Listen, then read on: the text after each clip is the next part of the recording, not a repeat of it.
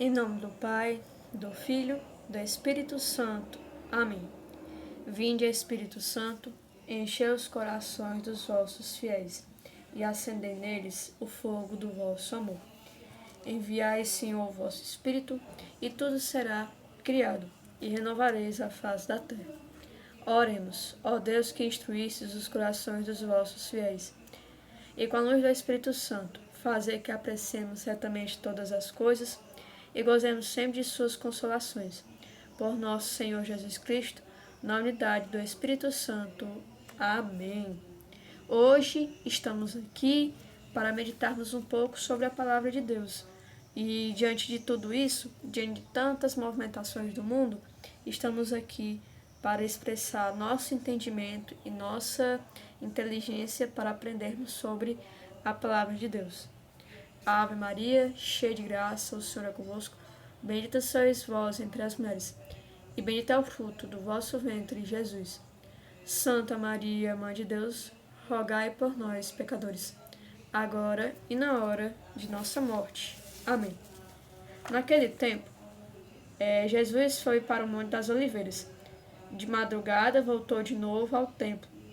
Todo o povo se reuniu em volta dele. Sentando-se, começou a ensiná-los.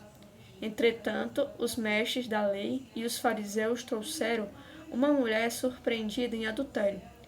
Colocando-a no meio deles, disse a Jesus: Mestre, esta mulher foi surpreendida em flagrante adultério. Moisés, na lei, mandou apedrejar tais mulheres. Que dizes tu? Perguntavam isso para experimentar Jesus e para ter motivo de acusar. Mas Jesus, inclina-se, começou a escrever com o dedo no chão. Como persistissem em interrogá-lo, Jesus ergueu-se e disse: Que dentre vós não tiver pecado, seja o primeiro a atirar-lhe uma pedra. E, tornando inclinar-se, continuou a escrever no chão. E eles, ouvindo o que Jesus falou, foram saindo um a um, começar pelos mais velhos. E Jesus ficou sozinho com a mulher que estava lá no meio do povo. Então Jesus se levantou e disse: Mulher, onde estão eles? Ninguém te condenou? Ela respondeu: Ninguém, Senhor. Então Jesus lhe disse: Eu também não te condeno. Podes ir e de agora em diante não peques mais. Palavra da salvação. Glória a vós, Senhor. Então, a gente pode entender que essas pessoas, em relação aos fariseus, os escribas da lei, em relação àquelas pessoas que seguiam a lei, elas estavam ligadas ao Antigo Testamento. Ao Antigo Testamento em relação à lei de Moisés.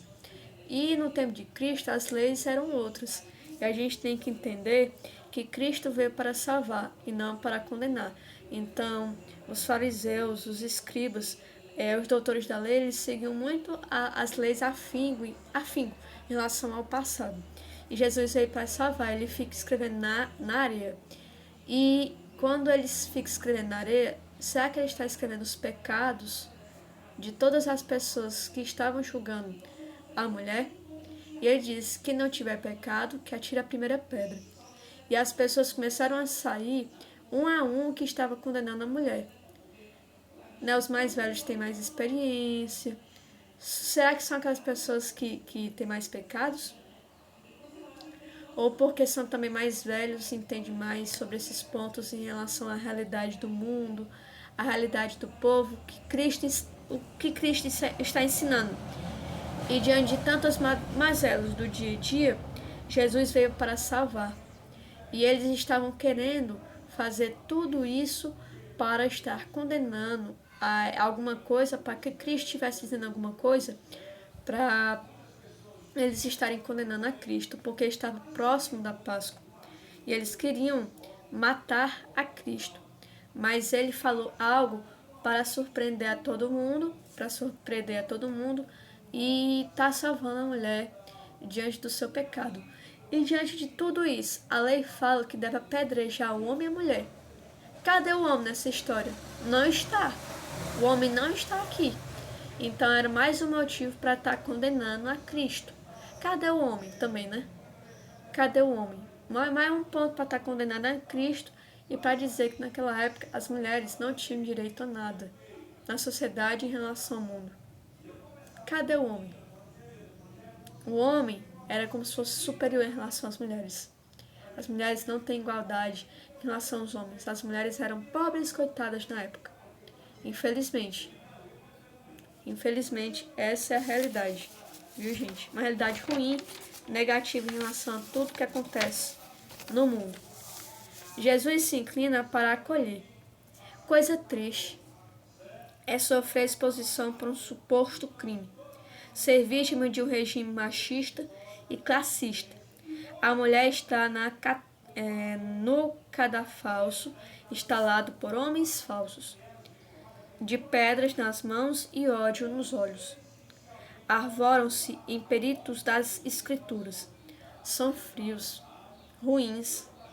Ali está a mulher em calafrios, arrastada, humilhada, atrás de códigos e normas. Escribas e fariseus cheios de lei e ecos de humildade. E ocos de humildade. O templo tornou-se um tribunal. No legalismo não cabe o amor. Todos os olhos se voltam para a mulher. Seu corpo todo é dor. Corpo sobre o qual os homens querem ter o controle total e restrito. Acusaram-na de um pecado flagrante, adultério. Se ela o praticara, não fizera só. A mulher treme. Eles cospem ódio. Ela se sente só e sem amparo. Como diz aqui o texto. Se ela pratica, não o fizera só. Cada um para apedrejar também. Infelizmente, a mulher ela treme, sente ódio. Não, quer dizer, quem sente ódio é as pessoas em si. Ela se sente só e sem amparo, sem amor de ninguém, sem humildade de ninguém, a não ser de Cristo e de Deus que a salva em relação a Cristo. Nem imaginava que aquele seria o dia de experiência do maior amor em sua vida. No meio também estava o Senhor. Ele mirou aquela criatura com tanta ternura, com tanta cautela e humildade. Enquanto isso, fariseus e escribas enchem a boca de argumento de autoridade. A lei de Moisés ordena que tais mulheres sejam apedrejadas. Que dizes tu?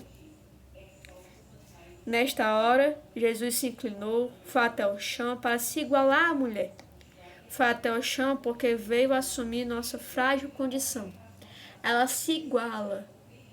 Ele se iguala como a mulher, como se fosse pecador também. Se iguala, recebendo todos os pecados da mulher, de forma útil, principiante e cheio de acolhida em seu coração. Deus, Jesus Cristo, em relação aos homens, ele é fervoroso e está acolhendo todos os pecados das pessoas. Inclinou-se Jesus e começou a escrever no chão com o dedo. Está na ferida o pecado dos escribas e fariseus? Ou esboçando um texto contra o medo que eles impunham à mulher? Será que estaria tocando a ferida o pecado dos escribas e fariseus? Ou esboçando um texto contra o medo que eles impunham na mulher? O medo. Toda coisa ruim, todo medo. Há um movimento de sobe e desce na cena. Quando os escribas e fariseus questionam, Jesus se levanta para enfrentá-los. Quando insistem em condenar a mulher, Jesus se rebaixa para acolhê-la. Ele se iguala aos humildes. Quem de vós estiver sem pecado, atire a primeira pedra. Ele se iguala aos humildes. Jesus continua a escrever, e o barulho de violência dá lugar aos sons de passos em fuga. Saíram a começar pelos mais velhos. Certamente, envergonhados, escondendo o rosto, disfarçando a raiva. Então as pessoas em si elas ficam com raiva. Por quê? Porque Cristo, em vez de seguir as leis do passado, ele está seguindo as leis da atualidade em um Deus que é humilde e fervoroso na fé e que perdoa todos os nossos pecados. A mulher e Jesus ficam sozinhos. A mulher e Jesus, preste bem atenção nessa ênfase que eu estou lendo. Não há medo nem condenação. Então a mulher e Jesus, eles ficam sozinhos ali no centro. Ele se levanta, como para que reergue a mulher. E assim se fez. Em Jesus, a nossa misericórdia é transformada pela misericórdia. Ele nos tira da queda. Nós estamos caídos diante de tantos pecados. Ele nos ergue. Fica ali só Jesus e a mulher. E diante de tanto medo, nós estamos ali em relação a Cristo, em relação a Jesus, em relação à miséria. Estamos aqui. Diante de tantos pecados, estamos aqui, na presença de Deus. E Ele nos tira do poço, do fundo, do buraco, para nos mostrar que a gente não é pecador, a gente não é ruim. Então, Jesus ia frequentemente ao templo para ensinar ao povo todos os bons ensinamentos do Pai amado. Ele ia nos ensinar todos os pontos positivos em relação a Deus, o nosso Pai Celestial. Ele era humilde, ele era acolhedor, ele era amor, ele era servo em relação ao seu Pai Celestial, que nos ensinava todos os pontos positivos.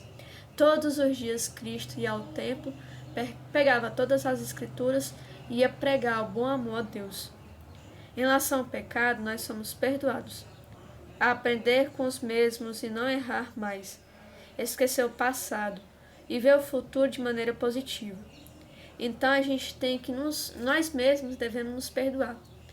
Ir até o confessionário, pedir perdão a Deus através de Cristo incorporado no sacerdote e pedir perdão pelo nosso passado. Ver o presente de forma humilde. Não ficar remoendo o passado, gente. Se a gente erra, se a gente é miserável, a gente tem que nos perdoar. A gente tem que nos perdoar. E a gente não pode ficar remoendo o passado. Vamos supor, se eu matei, se eu me arrependi, é um pecado. É um pecado, a gente tem que nos perdoar e seguir em frente. A gente não pode ficar remoendo o passado. Se a gente não ajudou um mendigo, se a gente brigar com o nosso irmão, com o tio, com o pai ou com a mãe, a gente tem que se perdoar e não ficar remoendo o passado. A gente tem que se perdoar, pedir perdão a Deus, se perdoar, pedir perdão para o nosso próximo e se confessar dos nossos erros e não ficar remoendo o passado. Porque a gente tem que aproveitar cada segundo para termos um futuro de qualidade. Campanha da Fraternidade. O Fundo Nacional de Solidariedade. Você sabe o que é?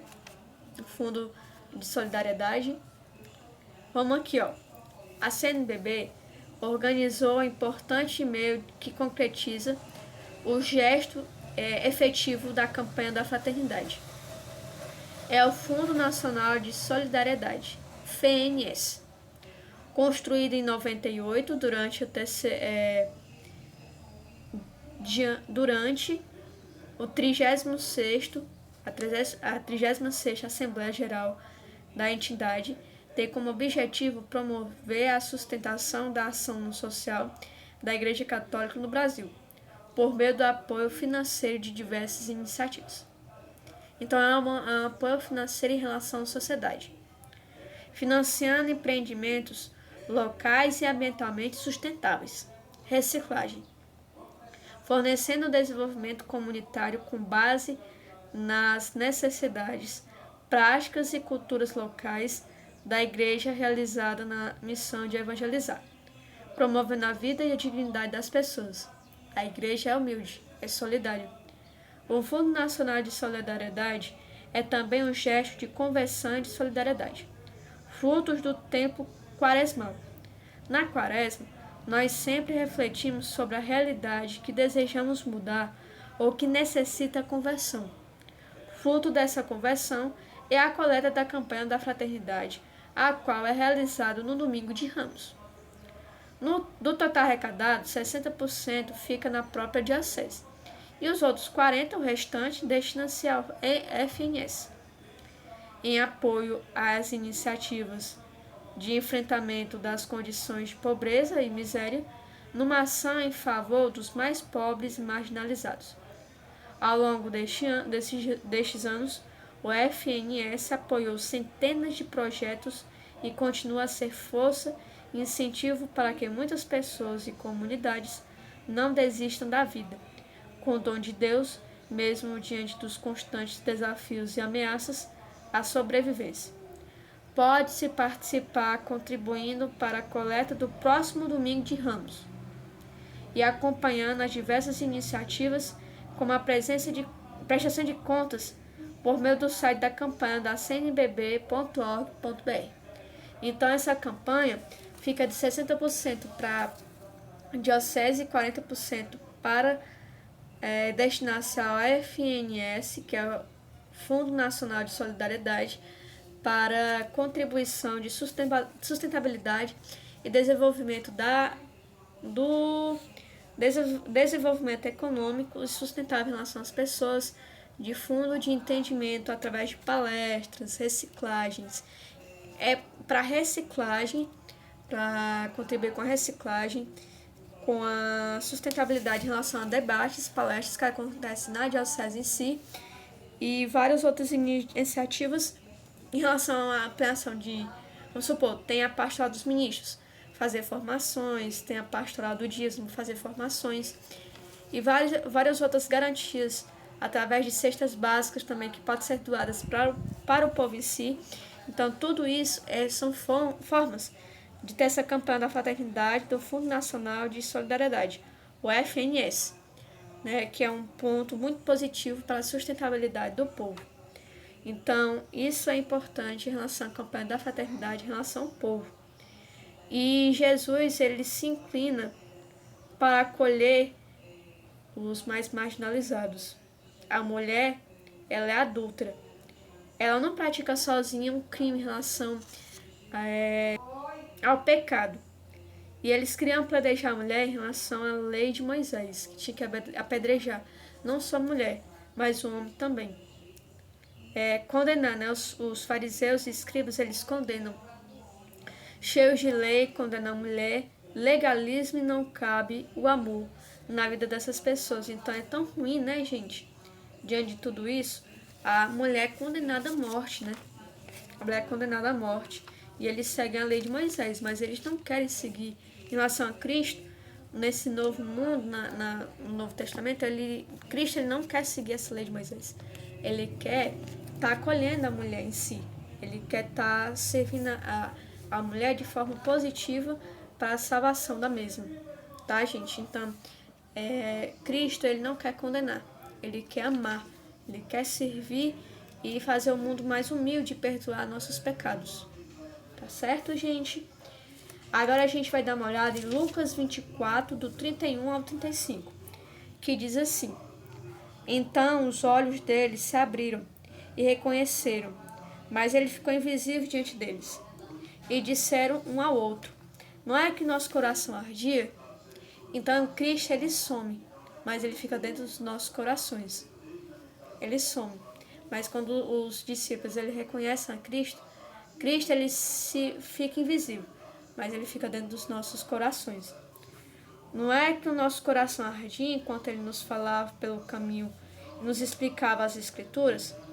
Na mesma hora se levantaram e voltaram a Jerusalém. E aí encontraram reunidos os 11 e seus companheiros, que diziam: Realmente, o Senhor ressuscitou e apareceu a Simão. E eles, por sua vez, contaram o que tinha acontecido pelo caminho, e como o haviam reconhecido quando ele partiu o pão. Então, quando ele parte o pão, na Santa Missa, né? Deus, ele, através da Eucaristia, a gente se lembra de Cristo através da comunhão, ao repartir o pão na Santa Missa. Então, toda vez que a gente está na Santa Missa, no reparte do pão, a gente sente nosso coração ardendo. E nesse momento, os discípulos eles reconheceram a Cristo e espalharam para todo mundo, diante da fé que eles tinham, que viram a Cristo. E diante de tudo isso, a gente tem que fortalecer nossa fé. Assim, nós, cada indivíduo, tem que fortalecer a fé através da crença em Deus. Estamos tristes. Acreditar em um mundo novo, mesmo diante das descrenças. Mesmo diante de tantas ruindades do mundo, a gente tem que acreditar em Deus através de sua palavra. Discípulos em relação aos discípulos de Emaús estão tristes com a morte do nosso Salvador. Jesus caminha com 2 deles e faz arder o coração e renova a esperança dos mesmos para continuar na missão da evangelização, mesmo não o reconhecendo. Segundo o Papa, a ação missionária é um paradigma de toda a obra da Igreja. Devemos estar meditando, lendo e escutando a palavra de Deus para estarmos evangelizando para os nossos irmãos sobre salvação com a presença do Pai Celestial. Fazemos com que deixemos nossos corações arder. O papel da comunidade em si é fazer com que todos os fiéis acreditem e permaneçam meditando os ensinamentos propostos para um dia vivermos do lado dos anjos santos e principalmente de Deus, o Criador. A gente tem que entender que diante de tudo a gente tem que seguir todos os paradigmas corretos de Cristo e vivermos uma vida melhor. Devemos seguir todos os ensinamentos de Deus, nosso Pai Celestial, e de Jesus Cristo, nosso Salvador. Quando a gente entende a palavra de Deus, quando a gente estuda e proclama a palavra de Deus aos mais necessitados, o nosso coração arde. E quando a gente vai para a igreja, ou quando os ministros da Sagrada Comunhão levam o corpo de Cristo para os mais vulneráveis, os doentes, os camados em suas casas, o nosso coração arde cada vez mais. Nosso coração arde com a escuta da palavra de Deus e ao partir o pão em relação a estarmos recebendo o corpo de Cristo. O papel da comunidade em relação à missão é favorável. Padres, religiosos, leigos e toda a sociedade, a Igreja Católica, deve seguir com todos os paradigmas positivos em relação a levar a palavra de Deus aos mais necessitados. Devemos levar toda a palavra de Deus para quem realmente precisa em relação à missão de uma vida melhor. E que a meditação em relação aos ensinamentos propostos de Deus deve ser reconhecida de forma positiva para termos a salvação eterna. E o Papa ele disse que nós devemos ser missionários para que a igreja em si, a obra, nunca pare e que a gente deve sempre estudar para nos salvar e salvar a vida do nosso irmão através da meditação da palavra, quando proclamamos a palavra para todos os nossos irmãos e debatemos sobre a palavra. E é sobre isso que eu quero dizer para vocês hoje, em relação à palavra de Deus. Em nome do Pai, do Filho, do Espírito Santo. Amém.